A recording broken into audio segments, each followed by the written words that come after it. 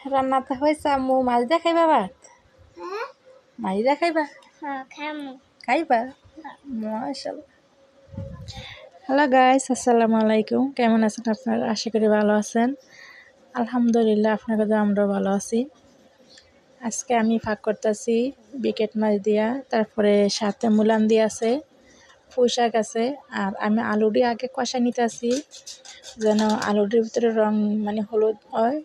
এই কারণে আমি আগে আলুটারে কষাই নেই অনেকক্ষণ লাগাতে, তারপরে শাক ফাঁক করলে পরে শাকটা দেই। এভাবে হইলে অনেক ভালো হয়। আর শাকের সাথে দিলে আর পুঁই শাক তো জানেন মুলান দিয়ে, আর পুঁই শাক দিতে সময় লাগে না বেশি, মানে তাড়াতাড়ি সিদ্ধ হয়ে যায়। এদিকে আমি আগে আলুটারে কষাইয়া তারপরে ইয়াটা দেই, মানে শাকটা দেই। আর আজকে আমি বিকেট মাছ দিয়ে ফাঁক করবনি।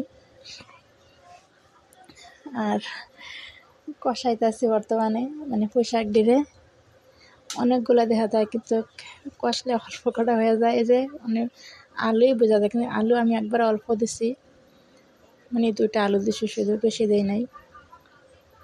আর এই যে মাছ বাজার করে রাখছিলাম, মাছটাই দিয়ে দিছি, মানে বিকেট মাছ আর কি। বাস বিকেট মাছ ভাজা যত বেশি করে তত ভালো, কিন্তু বাজে করতে লাগে বেশি সময়। তারপরে লাল না হলে আমার ছেলে খায় না। মানে মাথা আছে 2টা, মানে মাছের চাপা আর কি। এই যে সাথে এডি আছে। যে আমার ফাঁক করা পড়ায় শেষ, মানে অনেক সুন্দর লাগতেছে কালারটা। তরকারিটা খাইতে অনেক ভালো লাগছে।